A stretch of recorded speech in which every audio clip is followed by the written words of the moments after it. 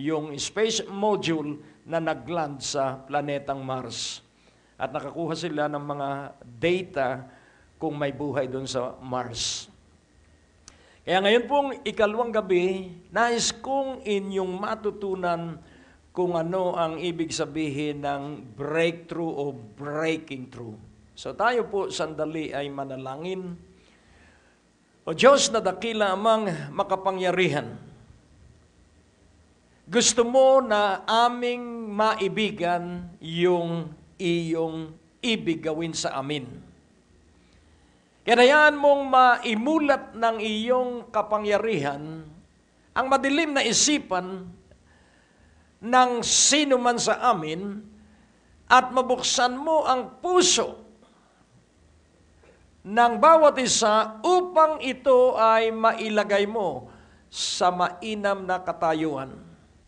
At ikaw lamang ang may kapangyarihan makagawa nito.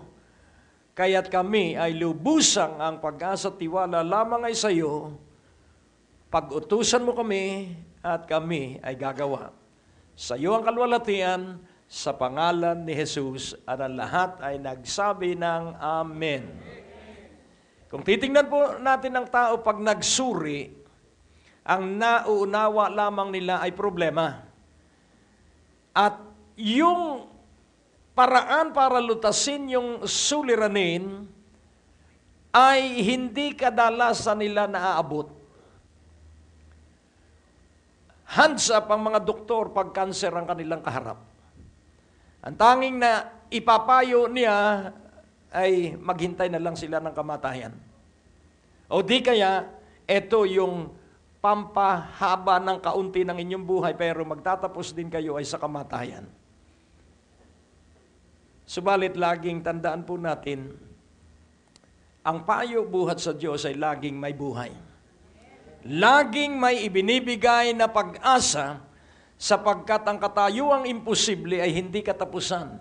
Doon pa lamang magsisimula ang excitement of living. Kung maunawaan lamang natin ang nasa kalooban ng Diyos, kung atin lamang matutuklasan ang laman ng isipan ng Diyos, at kung tayo po'y makauunawa doon sa iniisip ng Diyos, magtatapos po ang kalungkutan sa ating buhay. Kaya atin pong unawain sa Acts chapter 9 verse 6. Si Apostol Pablo ay isang lalaking napakaalab sa inaakala niyang tamang paglilingkod sa Diyos. At the end of that day, dito po sa Acts chapter 9, verse 6, and he trembling and astonished said, Lord, what wilt thou have me to do? And the Lord said unto him, Arise and go into the city, and it shall be told thee what thou must do. Atin pong pansinin, for us to receive a breakthrough spirit, kailangang alam mo ang gustong gawin ng Diyos sa pamamagitan mo. Si Apostol Pablo na napakaalab sa paglilingkod sa Diyos, mali pala ang kanyang paglilingkod. At siya ay kinatagpo ng Panginoon doon sa lansangan patungo sa Damascus. At pansinin po natin ang katanungan ni Apostol Pablo, Lord, what will thou have me to do? Ito po ay isang katanungang dapat itanong ng bawat isa sa ating sarili. Sapagkat kapag hindi po natin alam ang gustong ipagawa ng Diyos sa atin, magiging magulo po ang daigdig. Kaya itong katanungan ito'y gawin mong personal na katanungan at sabihin mo sa Panginoon, Lord, what wilt thou have me to do? Panginoon, ano ba ang ibig mong aking gawin? Interesado ang Panginoon doon sa tanong na yun. Laging tandaan mo po na ang dapat mong paunlarin sa iyong buhay ay how to communicate.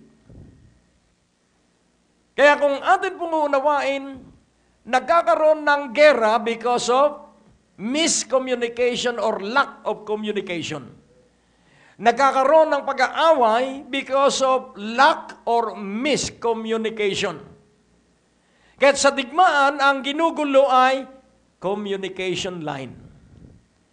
Kaya kung ibig mong matutunan ng mahusay na kalooban ng Diyos at matutunan ng mahusay na buhay, excel in the art of communication. Hallelujah. Magbala ka po at mangarap na paunlarin ang iyong pagsasalita. Not many words, but quality word. Not the quantity of word matters, but the quality word that you will speak. Dahil ang sabi, you will be blessed based on what you speak. Ika'y pagpapalain sang-ayon sa iyong sinasabi. Kaya nga po ating unawaing mabuti. You have to break through the curses and you have to enter into the line of blessings. Kailangang mapagtagumpayan mo ang mga sumpa upang pumasok ka sa linya ng mga pagpapala. So, atin pong unawain, how shall we break through? Ilang bagay po ang aking natuklasan habang ito ay aking binubulay at habang hinihingi ko sa Panginoon ang line kung ano at paano ko ito ipipresent. So sa John 6:28, again, napakaganda po ng pag-uusap ng Panginoon at ng kanyang mga alagad. Then said they unto him, what shall we do that we might work the works of God?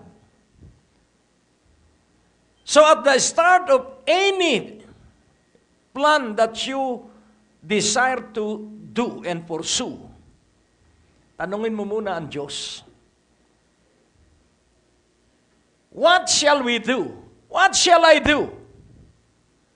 That I might work personal. That I might work. That we might work corporate. That we might work the works of God. Na ating magawa ang mga gawain ng Diyos. So kailangang matuklasan natin at matutunan natin ano ba ang gawain ng Diyos. Kaya kailangan po ang ilang bagay. 3 bagay that God will break through His entire creation. Kailangan ang Diyos ay makapagtagumpay sa buong sangnilikha niya. At ang pangalawa, you must break through to yourself. Kailangan ikaw ay makapagtagumpay sa iyong sarili. And then thirdly, break through the blindness, break through the deafness, and break through the crippling thing that hinder your progress in attaining a successful life. Kailangan maunawaan mo po ito at nang sa gayon, ikaw po ay makapagtagumpay. Nalalaman mo po ba na may mga sumpa sa iyong buhay na hindi mo alam? Kahit Kristiyano ka na. So ano po yung mga sumpa? So kailangang maunawaan mo, how shall you break through the curses that had been passed down through the ages? May isang babae na umiiyak. Tang sabi niya, malapit na daw siyang mamatay. At sabi niya, bakit ka natatakot? Eh, batang-bata ka, 45 anyos ka pa lang, bakit ka na mamamatay? At ang sabi niya, sa aming lahi, hindi umaabot ng 50 ang mga nauna sa aking mga kamag-anak. Before the age of 50, namatay silang lahat. Kaya siya'y umiiyak na siya. Malapit na siyang mamatay. Those are curses that had been passed down through generation. Kaya kailangan ito po ay mapagtagumpayan natin nang sa gayon, sa iyo magsisimula ang panibagong lahi at panibagong pinagpalang pamilya. Amen. Kailangan pagpasyahan mo, and this is breakthrough. Kailangan pagpasyahan mo na sa iyo magtatapos yung mga nangyari sa iyong mga ninuno at mga kamag-anak. It is a decision. Amen? And stand on that decision at ipagpatuloy mo ang sinasabi ng salita ng Diyos doon sa mga pagpapala. So enter into the line of God's blessing as written in the Word. Kaya marami pong Kristiyano malungkutin. Makikita mo naman sa mukha. At makikita mo sa paglakad nila. Kanina, medyo nalungkot ako dun sa parking cashier o teller. Dahil nakalagay doon, regular flat rate, 20 pesos. Senior citizen, 15 pesos. At ako'y nakangiti sa ko, senior citizen ako, ba nakasimangot? Para bang linuloko ko siya? At yun po, kahit nakasimangot, maligaya ako. Dahil hindi ako mukhang senior. Amen. That is the best attitude na natanggap ko sa maghapong ito. Dahil siya hindi makapaniwalang senior citizen ako. Aywan ko kung bakit gano'n, baka naman may problema na po. Pero hindi, parang duda siya doon sabihin kong senior citizen, hindi naman ako nagpakita ng ID card. Kaya nais ko pong ipaunawa, maganda pong mabuhay. If you have positive outlook in life. Amen? Hallelujah! Hindi po pera ang simula ng kaligayahan. Ang kaligayahan po ay magsisimula kapag maalam ka sa buhay mong relasyon sa Diyos.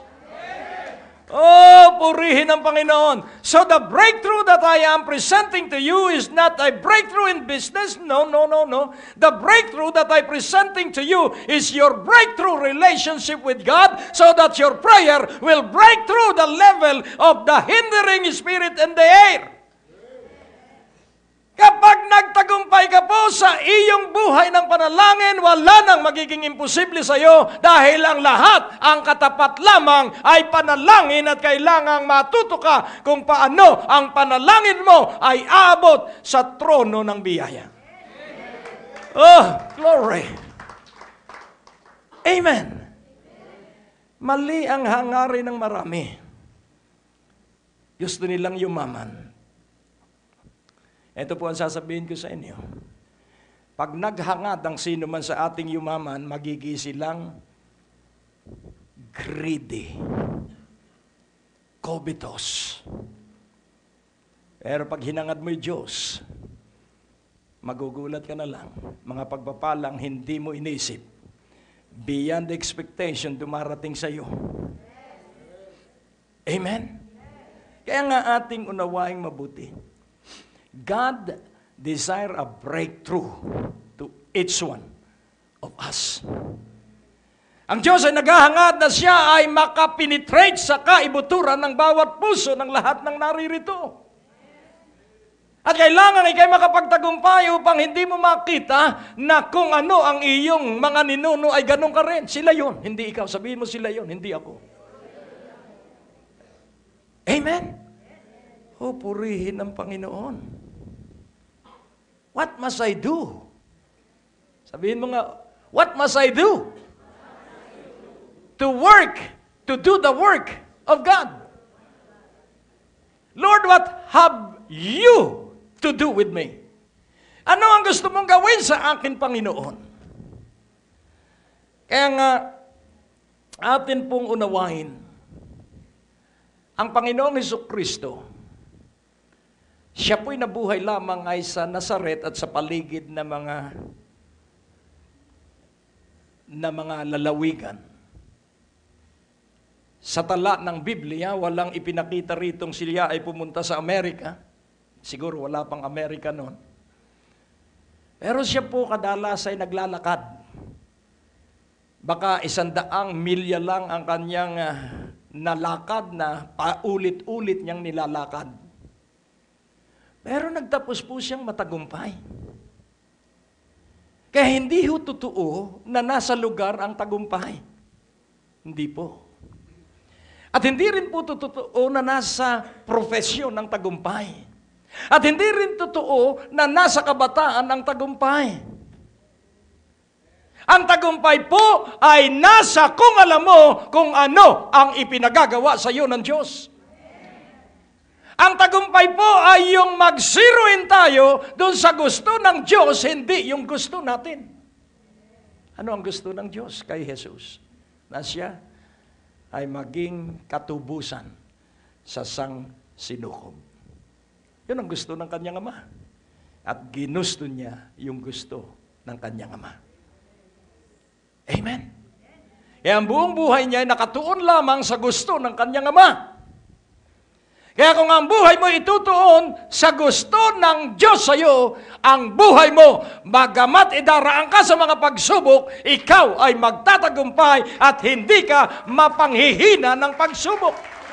Sapagkat alam mo ang kanyang ipinagagawa sa iyo. Amen? So ano ang breakthrough? Know what God is commanding you to do. Tingnan mo po ako. Inutusan ako ng Diyos na mangaral. January 9 of 1980, lungkot ako at sabi ko, Panginoon, ano bang uri ng buhay ang gusto mong aking gawin? Kailangan may katanungan ka po sa punto ng imposibleng kalagayan. Nakababagot po ang buhay kung hindi mo alam kung saan ka papunta. Pero pag alam mo, mag-i-enjoy ka. Amen po ba?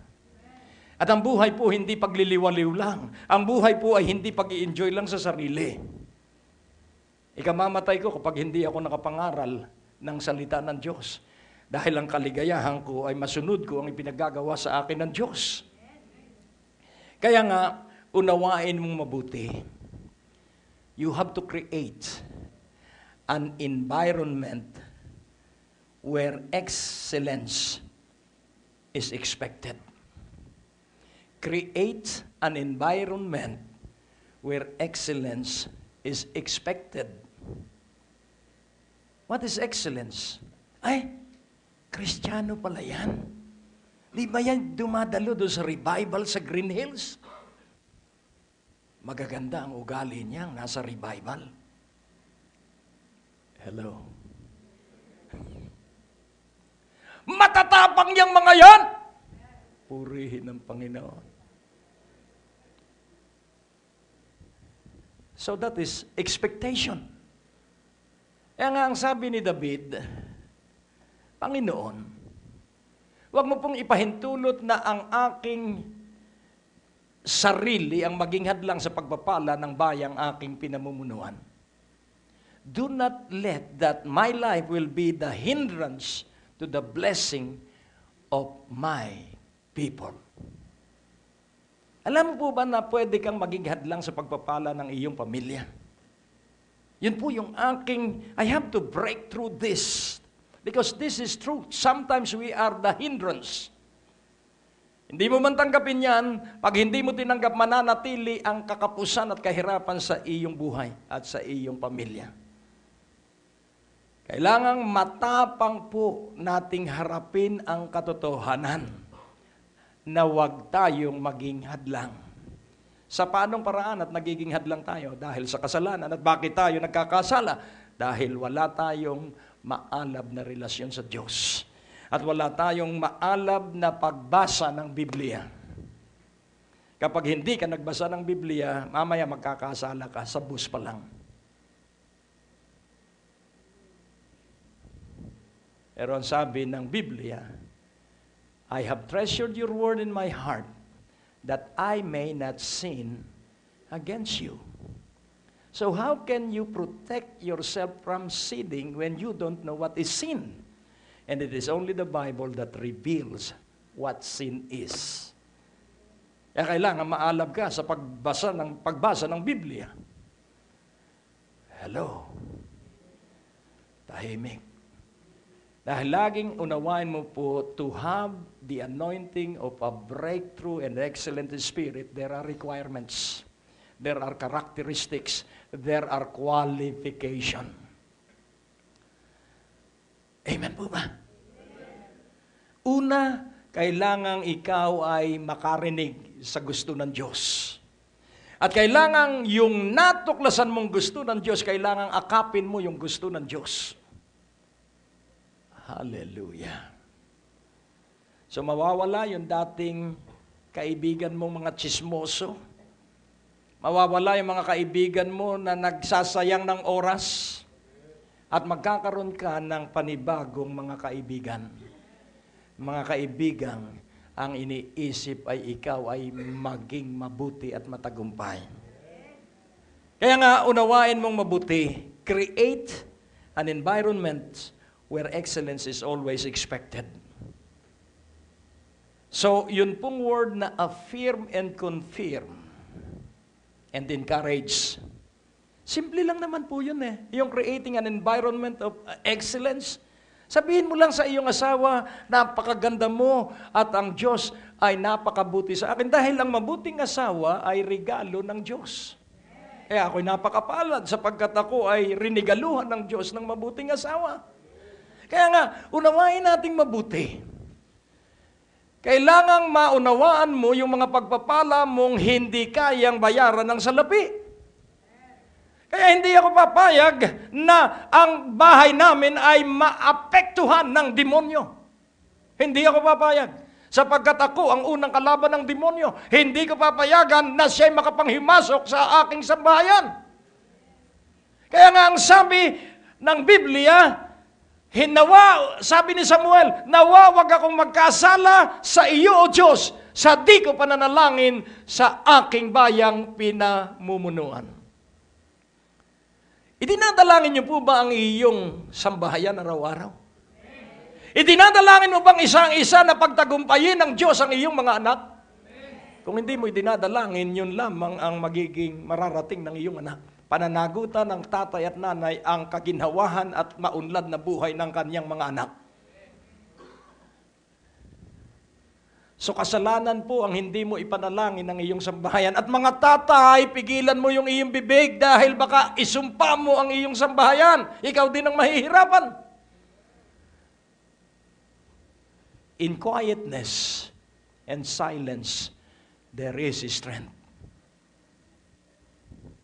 Sa pananahimik at sa pagtikom ng bibig, may lakas. Talkative people reveal their poverty of thoughts.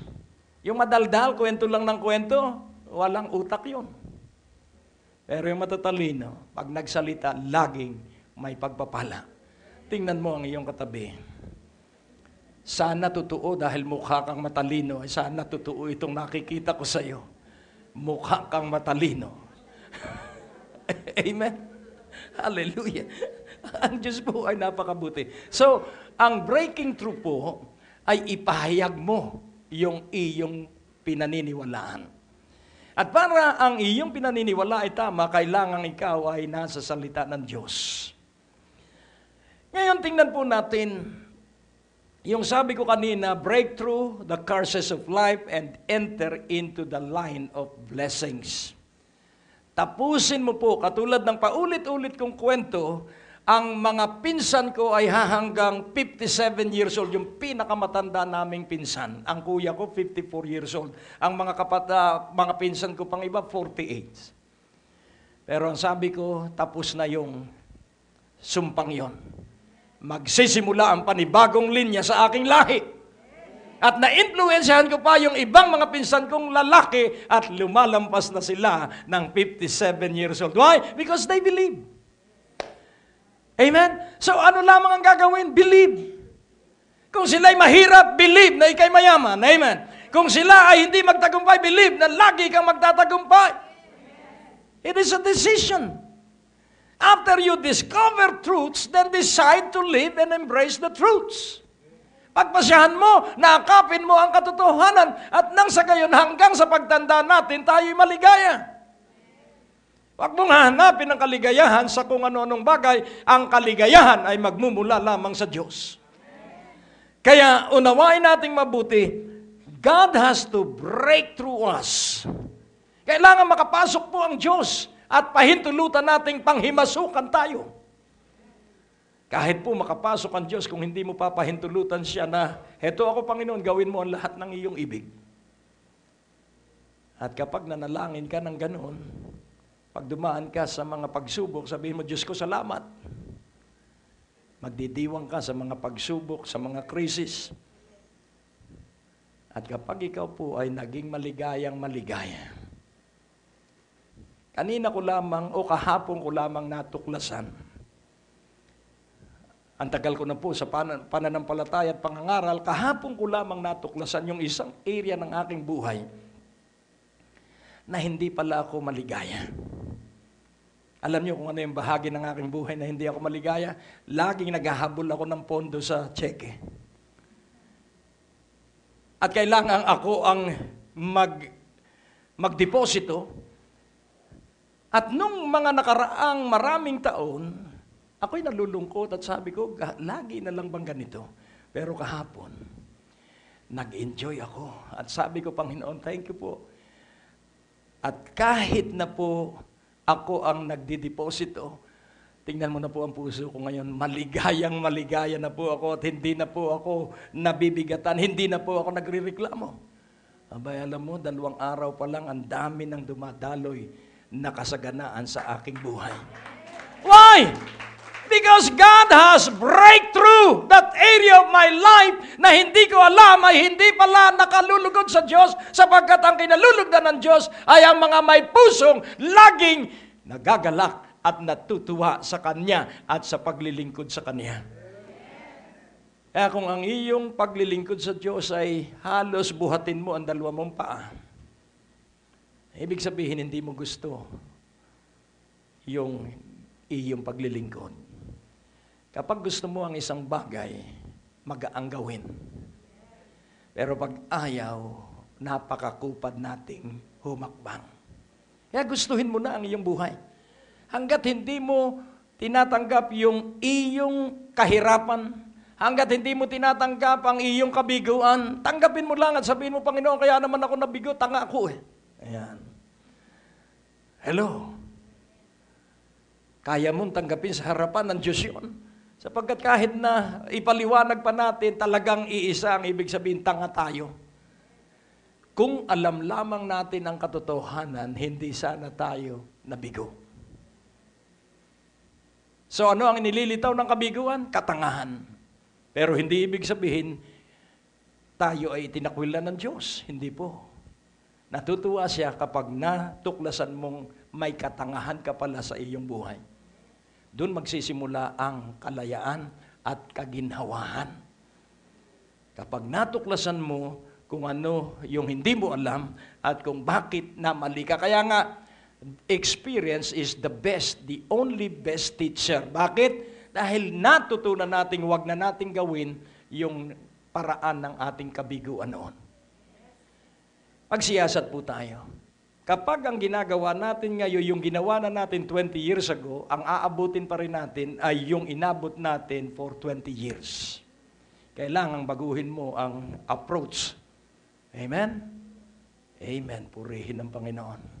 Kailangang baguhin mo ang pagkilos at paggawa sa isang paraan na ikaw ay makakaranas ng kakaibang kaligayahan. Kailangan habang ikay gumagawa, ikay maligaya. Amen? So yun po ang iyong pagpunyigian at yun po yung iyong pairalin sa iyong buhay na dapat ikay maligaya sa iyong katayuan, na dapat ikay maligayang ginagawa mo yung iyong katungkulan at yung iyong pananagutan. Oh, so breaking free from the strongholds of your past. Kailangang makalaya ka po dun sa kuta ng iyong nakaraan. Ang isang taong laging nakatingin ay sa nakaraan, mabuti pa noon kaysa ngayon. Hindi po ako payag na mas mabuti yung noon kaysa ngayon. Dahil noon walang mall.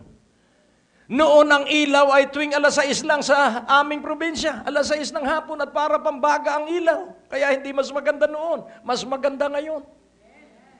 Noon ang maririnig mo lang radyo. Pero ngayon, kahit saan ka po, may computer ka lang. Worldwide po ang makikita mo. So alin ang mas maganda? Noon o ngayon? Kaya break through the stronghold of your past. Dahil pag tiningnan mo ay yung nakaraan, hahanapin mo yung mga kaibigan mo noon. At mapapagtanto mo na yung mga kaibigan mo noon ay katulad pa rin ng dati. Kadalasan pag tinanong mo ang tao, kumusta ka na? Eto, katulad pa rin ng dati.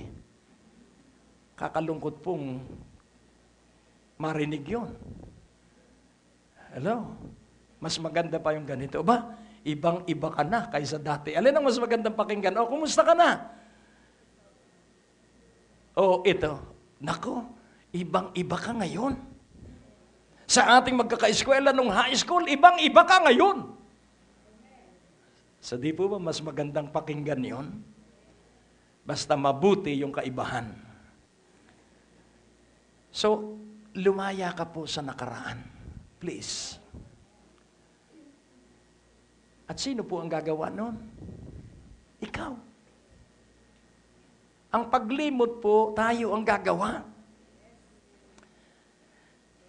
At dahil tayo ay nagpasyang lumimot, kailangang palitan natin yung isipan ng nakaraan, palitan natin ng magandang isipan sa kasalukuyan.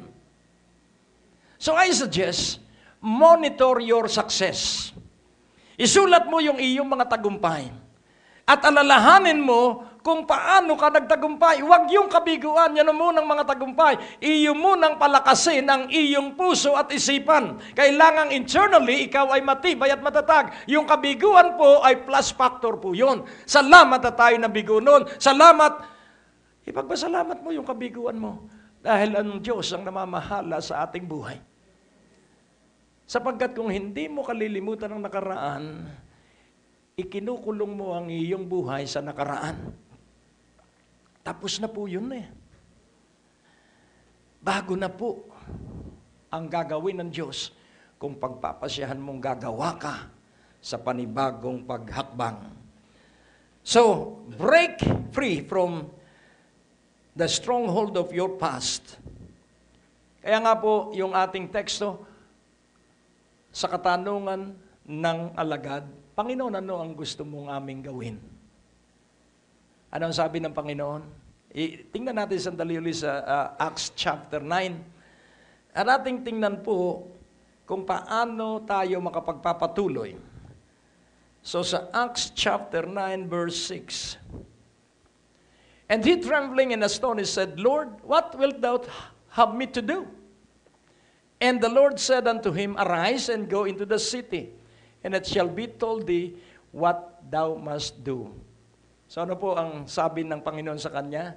Bumangon ka, tumayo ka, at pumunta ka sa lungsod. Pero pansinin po natin, siya ay bulag. Si Pablo ay bulag nung ang physical niyang katawan ay nabulag. Pero pansinin po natin, inutusan siya ng Diyos. Hindi ba alam ng Diyos na si Pablo ay bulag? Arise and go into the city. So, ang handicap po ng maraming tao, pag inutusan sila ng Diyos at narinig nila ang tinig ng Diyos, Panginoon, bata pa po ako. Panginoon, wala po akong ganyang kalaking halaga. Panginoon, hindi po ako marunong magsalita. Panginoon, wala po akong ganyang kakayahan. So, sino ang pumipigil sa pag-unlad ng isang tao? Ang kanyang sarili. Pansinin po natin, siya'y bulag dito. Pag pinag-aralan mo yung encounter ni Pablo sa Diyos, nabulag siya nung sandaling yun. Pero ang sabi ng Diyos, kausap niya si Pablong dati, maliwanag ang mata, ngayon ay bulag, arise and go into the city and it shall be told thee what thou must do. So, laging unawain mo na nasa pagsunod ang probisyon. Ulitin kong muli, When you obey, provision will follow. Ulitin kong muli, when you obey, provision will follow. So tumayo siya at pinadalhan siya ng aakay sa kanya papuntang lungsod. Obey first.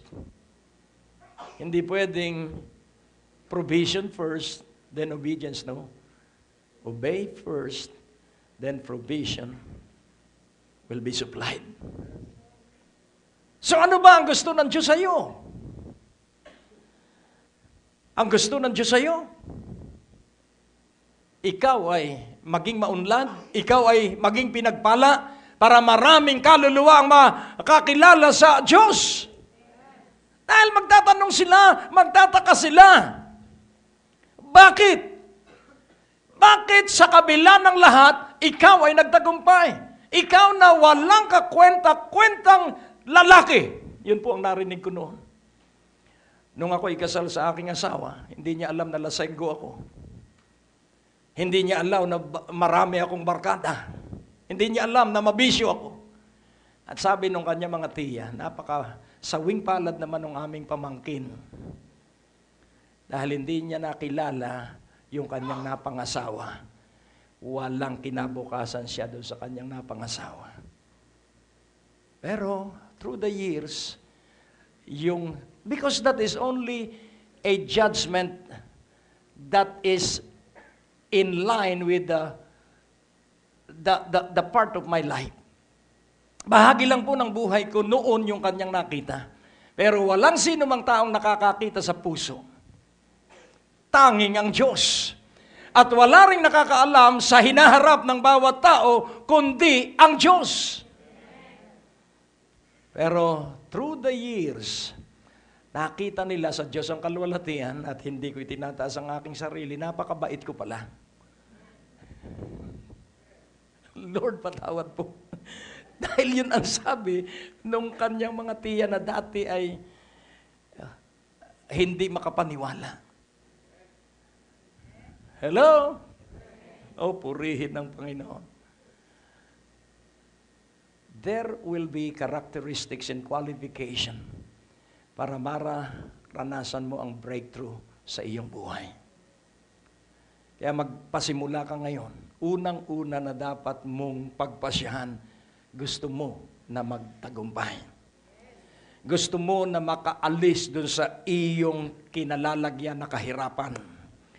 Ibig mong makatanggap ng kagalingan mula dun sa nagpapahirap na sakit sa iyong katawan.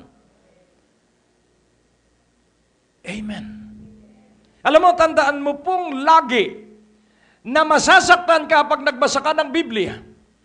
I tell you, magbasa ka ng Biblia at masasaktan ka ng salita ng Diyos sapagkat ang salita ng Diyos ay animoy tabak na magkabilay talim.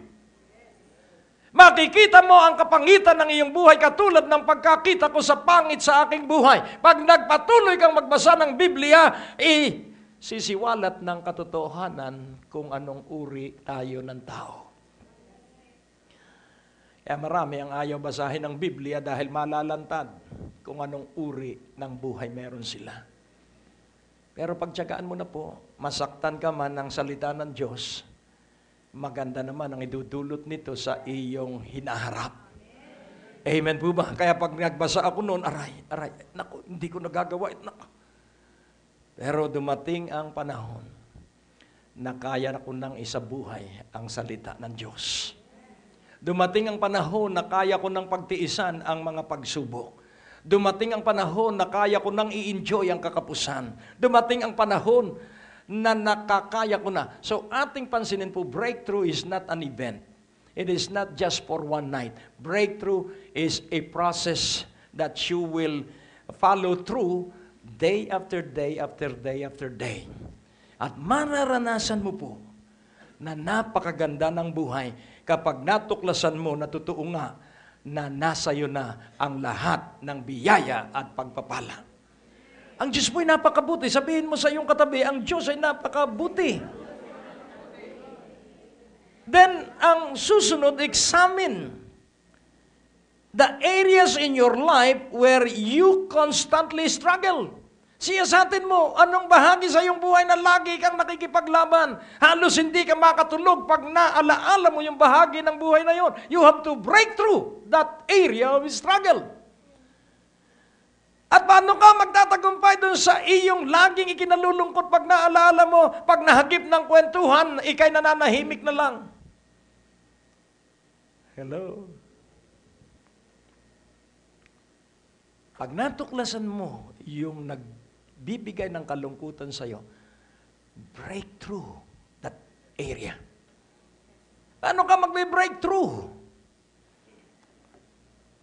Ang sabi sa Salmo, Lord, grant me to praise you so that your people will praise you. Great is thy mercy, great is thy salvation. So paano ka magtatagumpay doon sa mga nagpapahirap sa iyo? Purihin mo ang Diyos. Ganun lang kadali. Yun ang sabi ng Biblia, purihin ang Diyos. Dahil ang nagpapahirap sa iyo at sa akin ay ang puwersa ng kadiliman.